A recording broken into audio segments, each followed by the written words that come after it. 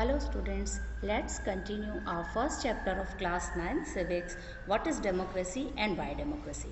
In this video, we learn merits and demerits of democracy. So first we discussed merits of democracy. First merit हम देखते हैं democracy की. A democratic government is a better government because it is more accountable form of government. एक democratic government जो होती है वो क्या करती है, लोगों की, वहाँ के सिटीजन्स की नीड जो है उन्हें अटेंड करती है. Okay, so it is accountable for the citizens, so democratic government is more accountable government. Second है, it improves the quality of decision making. तो democracy is the based on consultation and discussion. Democracy किस पे based है? आपके consultation पे और discussion पे based है ना. तो इस चीज़ के लिए हम डेमोक्रेटिक गवर्नमेंट को क्या कहते हैं? Government by discussion. कोई भी चीज़, किसी भी थिंग की कंक्लूजन पे कब पहुंचा जाता है? डिस्कशन के बाद में. तो ये एक डिसीजन मेकिंग में क्वालिटी जो है वो देता है ना. डिस्कशन की वजह से जो डिसीजन है वो बेटर आते हैं. थर्ड हम देखते हैं, it provides a method to deal with the differences. ठीक है, it is more suitable the countries like India. Okay, why it is suitable for India? Because India has diversity of languages, religions and cultures. Okay, and democracy in the India made it possible to keep unity in diversity. तो India जो है इसमें क्या है, हम देखते हैं बहुत सी लैंग्वेजेस बोलने वाले जो सिटीजन्स हैं वो रहते हैं. ठीक है, रिलीजन्स को मानने वाले हैं, अलग अलग कल्चर को मानने वाले हैं. तो एक इतना जो डाइवर्स कंट्री है उसके लिए ज़रूरी हो जाता है कि वो सभी को एक साथ में लेकर चले. तो डेमोक्रेसी जो है ये क्या करता है, इतनी डाइवर्सिटीज़ को एक साथ रख लेता है ना, एक साथ में कंबाइन करके चलता है. इसलिए हम इसे कहेंगे कि democracy provide method to deal with the differences and conflicts. Okay, now we move on our next merits of democracy. In a democracy, none is permanent winner or loser. Okay, democracy में हम क्या देखते हैं, कोई भी ना तो permanent winner है और ना ही परमानेंट लूज़र है. ये कैसे कहेंगे हम परमानेंट विनर और परमानेंट लूज़र? कि डेमोक्रेसी में कोई भी इलेक्शन जीत भी सकता है और हार भी सकता है. किस तरीके से जीतेगा और हारेगा? क्योंकि डेमोक्रेटिक गवर्नमेंट जो है वो सभी को फेयर चांस देती है. ओके, किसी भी कास्ट या क्रीड से डिस्क्रिमिनेट नहीं करते हुए फेयर चांस देती है ना. और जो सिटीजन्स की नीड्स का ध्यान रखते हैं वो इलेक्शन जो है उसे विन करते हैं. और जो गवर्नमेंट सिटीजन्स की नीड्स का ध्यान नहीं रखती है वो क्या करती हैं, इलेक्शंस लूज़ कर देती हैं, है ना, इलेक्शंस को हार जाती हैं. नेक्स्ट हम लोग देखते हैं, democracy is the better than any other form of government because it allows us to correct its own mistake. ठीक है ना. डेमोक्रेसी क्या है, बेटर किस लिए है? तो एक ये भी कहा जाता है कि डेमोक्रेसी के अंदर हम जो हमारी मिस्टेक्स हैं उन्हें करेक्ट कर सकते हैं. हम अपनी मिस्टेक्स को कैसे करेक्ट करेंगे? कि हमने अगर किसी गलत पर्सन को इलेक्ट करके भेज दिया है तो नेक्स्ट इलेक्शन अगर हमें लगता है कि वो हमारी नीड्स को फुलफ़िल नहीं करता है, हमारी जो नीड्स हैं उनकी उसे कोई परवाह नहीं है, तो in that case we can correct our mistake कि हम नेक्स्ट जब भी इलेक्शन होगा उसे हम इलेक्ट नहीं करेंगे. ओके, नेक्स्ट हम देखते हैं, democracy enhance the dignity of people because it is based on the principle of political equality or organizing that the poorest and the least educated have the same status as the rich and educated. ठीक है ना. ये क्या करता है, people की जो dignity है उसे एनहेंस करता है. क्यों एनहेंस करने का मतलब क्या हुआ बच्चों? कि यहाँ पर लेस एजुकेटेड पर्सन और हाईली एजुकेटेड पर्सन्स जो हैं या रिच या पुअर हैं इनमें कोई भी डिस्क्रिमिनेशन नहीं होता है, सभी को इक्वल माना जाता है. तो यहाँ पर जो पीपल्स की डिग्निटी है वो क्या हो जाती है, एनहेंस हो जाती है. Okay, now we learn the demerits of and drawbacks of democracy. कि डेमोक्रेसी की हमने अभी देखी मेरिट्स, किन एस्पेक्ट्स में आपकी डेमोक्रेसी जो है वो बेटर फॉर्म ऑफ गवर्नमेंट है, लेकिन हर चीज़ का अगर हम दोनों एस्पेक्ट्स देखते हैं तो फ़ायदे, कहीं कुछ बेनिफिट होता है तो कहीं लॉस भी होता है। तो डेमोक्रेसी की कुछ डिमेरिट्स भी हैं जिन्हें हम अब देखते हैं, ठीक है।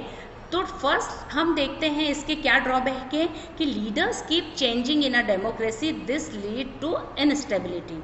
लीडर्स जो हैं, है ना, वो क्या होते रहते हैं, चेंज होते रहते हैं। आज बीजेपी की गवर्नमेंट है, कल कांग्रेस की गवर्नमेंट होगी, परसों बीएसपी की गवर्नमेंट होगी। तो लीडर्स जो है वो चेंज होते रहते हैं, हर 5 साल के बाद लीडर्स जो है वो चेंज हो जाते हैं। तो उससे क्या होता है, कोई भी वर्क कंप्लीट नहीं हो पाता है। फर्स्ट लीडर ने जो वर्क स्टार्ट किया सेकंड लीडर कंप्लीट नहीं करता है, और मतलब जब दूसरी गवर्नमेंट आती है तब तक फर्स्ट लीडर बदल चुका होता है, और जो लोगों की नीड्स होती है वो फुलफिल नहीं हो पाती है, ठीक है। नेक्स्ट हम देखते हैं democracy is all about political competition and power play, there is no scope for morality. Democracy को हम लोग देखते हैं कि डेमोक्रेसी क्या है, it's total about the political power, है ना। हम पॉलिटिकली स्ट्रॉन्ग होने के लिए जो है वो इलेक्शन लड़ते हैं, तो इसमें मॉरलिटी की कोई जगह नहीं होती है। बहुत से पार्टीज ऐसी होती हैं या बहुत से कैंडिडेट्स ऐसे होते हैं जो इलेक्शन को जीतने के लिए बहुत सी मेल प्रैक्टिसेस जो होती है वो करते हैं, ठीक है ना। तो उस कंडीशन में डेमोक्रेसी जो है वो फ्री नहीं रह जाती है।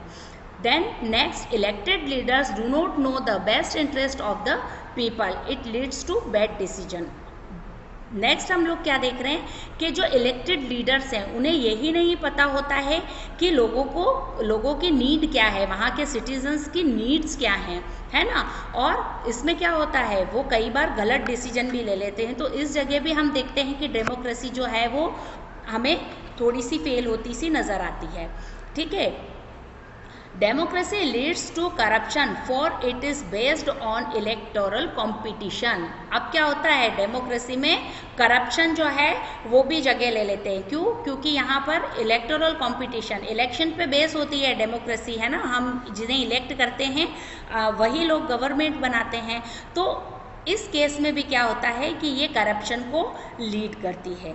नेक्स्ट हम देखते हैं ordinary people don't know what is good for them, they should not decided anything, है ना। ऑर्डिनरी जो पीपल्स हैं, नॉर्मल जो लोग हैं, वो मोस्ट ऑफ लोग अनएजुकेटेड होते हैं और उन्हें यही नहीं पता होता है कि उनके लिए अच्छा क्या है। उन्हें थोड़ा सा अगर लालच दे दिया जाए तो वो किसी पर्टिकुलर पर्सन के लिए वोट कर देते हैं। तो उन्हें खुद ही ये नहीं पता होता है कि उन्हें क्या चाहिए, क्या उनके लिए बेटर है, और अपने बारे में वो कुछ भी डिसाइड नहीं कर पाते हैं। तो ये तो हमने देखी बच्चों मेरिट्स और demerits of democracy. Now next हम देखते हैं difference between the democratic and non democratic government. एक डेमोक्रेटिक गवर्नमेंट के अंदर और एक नॉन डेमोक्रेटिक गवर्नमेंट के अंदर क्या क्या डिफरेंसेस होते हैं। तो फर्स्ट हम देखते हैं कि democracy is the best form of government as the rulers are accountable to the people and have fulfilled their needs, ठीक है ना। जो इलेक्टेड लीडर्स होते हैं वो किसके लिए अकाउंटेबल रहते हैं, वहाँ के सिटीजन्स के लिए, एक डेमोक्रेटिक फॉर्म ऑफ गवर्नमेंट में, और उनकी नीड्स को फुलफिल करते हैं। इसी के अपोजिट अगर हम नॉन डेमोक्रेटिक गवर्नमेंट में देखते हैं तो rulers are not accountable to the people and their needs. जहाँ नॉन डेमोक्रेटिक गवर्नमेंट है, मोनार्की है या और कोई फॉर्म है, तो उस कंडीशन में जो वहाँ के लीडर्स हैं वो डायरेक्टली इलेक्टेड नहीं होते हैं और उनके लिए अकाउंटेबल नहीं होते हैं, ठीक है ना। और उनकी नीड्स का, अगर वो अकाउंटेबल नहीं है तो वहाँ के सिटीजन्स की नीड्स का भी ध्यान नहीं रखेंगे। सेकेंड हम देखते हैं डेमोक्रेटिक गवर्नमेंट के लिए any citizen can aspire to contest election for any post irrespective of his or her caste, religion, socio-economic and educational background, which means the right of vote is available to all citizens, ठीक है ना। कोई भी citizen जो है, government, आप democracy देखते हैं तो डेमोक्रेसी के अंदर कोई भी सिटीजन जो है वो बिना किसी डिस्क्रिमिनेशन के, है ना, जो इलेक्शन है उसमें कॉन्टेस्ट कर सकता है ना, और जीत सकता है। यही हम नॉन डेमोक्रेटिक गवर्नमेंट में देखते हैं तो the citizen of the country have no right to vote. Country के सिटीजन्स को अपने रूलर्स को इलेक्ट करने का कोई भी अधिकार है नहीं होता है। ठीक है, नेक्स्ट हम डेमोक्रेटिक गवर्नमेंट के लिए देखते हैं कि इन democratic government people elected their rulers and have right to decision making. जो डेमोक्रेटिक गवर्नमेंट है उसमें पीपल्स अपने रूलर्स इलेक्ट करते हैं और उन इलेक्टेड लीडर्स के पास में राइट होते हैं कोई भी डिसीजन को लेने के, है ना, on behalf of the citizen. लेकिन यही अगर हम नॉन डेमोक्रेटिक गवर्नमेंट में देखते हैं तो people do not elect their rulers and have no right in decision making. वहाँ पर पीपल जो है डेमोक्रेटिकली अपने जो लीडर्स हैं उन्हें इलेक्ट नहीं करते हैं और जो राइट्स हैं वो भी नहीं होते हैं, क्योंकि वो डेमोक्रेटिकली इलेक्टेड नहीं होते हैं थ्रू पीपल। तो जो वहाँ का जो लीडर है ना, वही सारे डिसीजंस लेता है, उसमें पीपल का कोई भी रोल, वहाँ के सिटीजन्स का कोई भी रोल नहीं होता है। The parliament is a separate body and has no interference of army. Parliament जो होती है वो सेपरेट बॉडी होती है, उसमें आर्मी का कोई भी इंटरफेरेंस नहीं होता है। ठीक है ना, यही नॉन डेमोक्रेटिक गवर्नमेंट में the parliament can not pass a law about the army without the consent of the chief of army. Chief of army के कंसेंट के बिना पार्लियामेंट जो है वो कोई भी लॉ पास नहीं कर सकती है। ठीक है ना, कोई भी कानून बिना आर्मी के कंसल्टेंट के नहीं बना सकती है। चीफ ऑफ आर्मी से एक नॉन डेमोक्रेटिक गवर्नमेंट के लिए पार्लियामेंट को पहले पूछना पड़ता है कोई भी लॉ बनाने से पहले। नेक्स्ट हम लोग देखते हैं डेमोक्रेटिक गवर्नमेंट के लिए कि there is freedom of expression and people enjoy their fundamental rights. ये सबसे इम्पॉर्टेंट होता है एक डेमोक्रेटिक गवर्नमेंट के लिए कि वहाँ के सिटीजन्स के पास में फ्रीडम होती है। ठीक है ना, कुछ भी चीज़ को एक्सप्रेस करने की फ्रीडम होती है और वहाँ के लोग अपने राइट्स को इंजॉय करते हैं। ठीक है ना, कुछ फंडामेंटल राइट्स जो हैं वो प्रोवाइड किए हुए होते हैं वहाँ के सिटीजन्स को। यहीं अगर हम इसके ऑपोजिट नॉन डेमोक्रेटिक गवर्नमेंट में देखते हैं तो there is no freedom of expression and people do not enjoy their fundamental rights. एक नॉन डेमोक्रेटिक गवर्नमेंट के अंदर पीपल्स को कोई भी राइट्स जो हैं वो नहीं मिले हुए होते हैं। ठीक है ना, बिकॉज वहाँ पर जो रूलर्स हैं वो अपने तरीके से रूल करते हैं और फ्रीडम जो है सिटीजन्स को लेस प्रोवाइड होती है।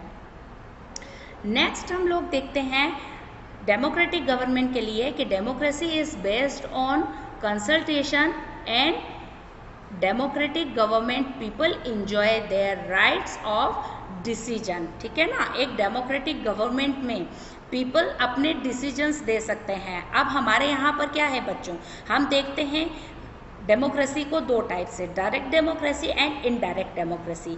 तो इनडायरेक्टली क्या होता है, हम लोग डिसीजन मेकिंग के अंदर पार्टिसिपेट करते हैं, है ना, कि हम अपने जो हमारे इलेक्टेड लीडर्स हैं, है ना, हम अपनी तरफ से उन्हें इलेक्ट करके भेजते हैं और हमारे बिहाफ पे वो लोग डिसीजन लेते हैं। तो हम इनडायरेक्टली क्या करते हैं, एक डेमोक्रेटिक गवर्नमेंट के अंदर डिसीजन मेकिंग में पार्टिसिपेट करते हैं।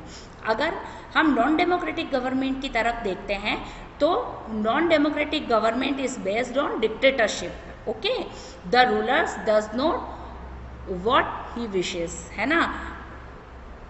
क्या करते हैं रूलर्स, नॉन डेमोक्रेटिक गवर्नमेंट में क्या होता है, डिक्टेटरशिप होती है। एक डिक्टेटर जो होता है या एक रूलर जो होता है वो उसके अकॉर्डिंग गवर्नमेंट को रन करता है। तो वो जो चाहता है वो उसी तरीके से काम करेगा, है ना, जो उसने चाहा है जिस तरीके से रूल करना वो उसी तरीके से रूल करता है। उसमें पीपल का कोई, वहाँ के सिटीजन्स का कोई डिसीजन या डिस्कशन नहीं होता है, कोई पार्टिसिपेशन नहीं होता है उस गवर्नमेंट के अंदर। नेक्स्ट डेमोक्रेटिक गवर्नमेंट के लिए देखते हैं हम, there are free and fair elections. Elections offers a choice and fair opportunities to the people to change the current rulers. ठीक है ना, फ्री एंड फेयर इलेक्शन होता है एक डेमोक्रेटिक कंट्री के अंदर और वहाँ के सिटीजन्स के पास में ये राइट होते हैं कि वो जो इलेक्टेड लीडर्स हैं अगर वो उनके लिए प्रॉपर वर्क नहीं कर रहे हैं तो नेक्स्ट इलेक्शन में उन्हें चेंज कर सकें। ओके, लेकिन नॉन डेमोक्रेटिक गवर्नमेंट में क्या होता है, In a non-democratic government, elections are either not held, and if held, they are not fair enough, rather they are imposing. ठीक है ना. अगर हम देखें कि नॉन डेमोक्रेटिक कंट्री है, फर्स्ट ऑफ ऑल तो अगर वहाँ पर मोनार्की है तो इलेक्शन होते ही नहीं है, बिकॉज जो राजा का बेटा है वही राजा बनेगा, तो इलेक्शंस की ज़रूरत ही नहीं है. और अगर होते भी हैं तो वो फेयर नहीं होते हैं, उन्हें हम फेयर इलेक्शंस नहीं कह सकते हैं, वो सिर्फ नाम मात्र के जो इलेक्शन हैं वो होते हैं. जैसे हम एक डेमोक्रेटिक कंट्री के लिए एग्जांपल देखते हैं हमारा इंडिया का, कि यहाँ पर हमारी आज कोई दूसरी गवर्नमेंट थी, आज कोई दूसरी गवर्नमेंट है ना. और सऊदी अरेबिया और जिम्बाब्वे का जो हमने पहले देखा था कि बहुत अनफेयर प्रैक्टिसेस जो हैं वो उसके अंदर होती हैं. ठीक है ना. अब हम देखते हैं बच्चों, हमने 2 टाइप्स ऑफ डेमोक्रेसी की बात करी थी, डायरेक्ट और इनडायरेक्ट डेमोक्रेसी.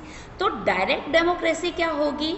ये डायरेक्ट डेमोक्रेसी एक पॉलिटिकल सेटअप है बच्चों. पॉलिटिकल सेटअप किस टाइप का? जिसमें जो सिटीजन्स हैं वो डायरेक्टली इन्वॉल्व होते हैं किसी भी डिसीजन के अंदर, है ना. Decisions are taken on the basis of the majority of opinion, है ना. मेजोरिटी जो होती है उसके ओपिनियन के हिसाब से जो है वो डिसीजन लिए जाते हैं. मतलब वहाँ के सिटीजन्स जो हैं वो डेमोक्रेसी में डायरेक्टली अपना जो पार्टिसिपेशन है वो देते हैं किसी भी डिसीजन के अंदर. बट ये डायरेक्ट डेमोक्रेसी जो है बच्चों वो किसके लिए ज़रूरी होती है? मतलब कहाँ पर हो सकती है? जो छोटी कंट्रीज़ है ना, उसके अंदर ये काम किया जा सकता है कि पीपल्स जो हैं वो एक साथ इकट्ठे हों और किसी भी मैटर पे डिस्कस कर सकें. ठीक है ना. तो ये कहाँ होता था? आज अगर हम देखते हैं एग्जाम्पल इसका, तो एंशिएंट ग्रीक, रोम में और इंडिया में ऐसा हुआ करता था. लेकिन मॉडर्न पीरियड में देखते हैं तो स्विट्ज़रलैंड में आज भी जो है वो डायरेक्ट डेमोक्रेसी की फॉर्म है वो अपनाई जाती है. सेकेंड हम देखते हैं इनडायरेक्ट डेमोक्रेसी. ठीक है ना. इनडायरेक्ट डेमोक्रेसी कहाँ क्या का मीनिंग क्या होगा? In a modern world most of the countries are following in the direct democracy. ठीक है. Indirect democracy, sorry, most of जो मॉडर्न वर्ल्ड देखते हैं इसमें इनडायरेक्ट डेमोक्रेसी, क्योंकि बहुत बड़ी बड़ी कंट्रीज़ के लिए पॉसिबल नहीं हो पाता है कि सब लोग एक टाइम पे एक जगह पर इकट्ठे हों और किसी चीज़ के लिए डिस्कस कर सके. इसलिए बड़ी जो वास्ट कंट्रीज़ हैं उनमें क्या किया जाता है? इनडायरेक्ट डेमोक्रेसी जो है उसे यूज़ किया जाता है. It is system in which the representatives are elected by the peoples and they act on behalf of the people. अब इनडायरेक्ट डेमोक्रेसी कैसे परफॉर्म करती है कि जो वहाँ के सिटीजन्स हैं वो क्या करते हैं? जो अपने रिप्रेजेंटेटिव्स हैं उन्हें इलेक्ट करते हैं और सिटीजन्स के बिहाफ पे उनके जो रिप्रेजेंटेटिव्स होते हैं जिनको उन्होंने इलेक्ट करके भेजा है वो डिसीजन लेते हैं. ठीक है. They are so sensitive to cater the needs and opinion of the people. और वो इस चीज़ को लेके बहुत सेंसिटिव होते हैं कि किसी पर्टिकुलर थिंग के लिए या किसी पर्टिकुलर डिस्कशन के लिए लोगों की ज़रूरत, नीड्स क्या थी और उनका ओपिनियन क्या था. ठीक है. तो इनडायरेक्ट डेमोक्रेटिक जो डेमोक्रेसी जहाँ जहाँ पर है उन कंट्री का अगर हम एग्जांपल देखें तो हमें मिलता है इंडिया, फ्रांस और यूएसए का, जहाँ पर इनडायरेक्ट डेमोक्रेसी जो है वो अपनाई जाती है और जो वहाँ के रिप्रेजेंटेटिव्स हैं वो सिटीजन्स के लिए, सिटीजन्स के बिहाफ पे जो है वो डिसीजंस लेते हैं. तो दैट्स ऑल. ये चैप्टर हमारा यहीं पे ख़त्म होता है.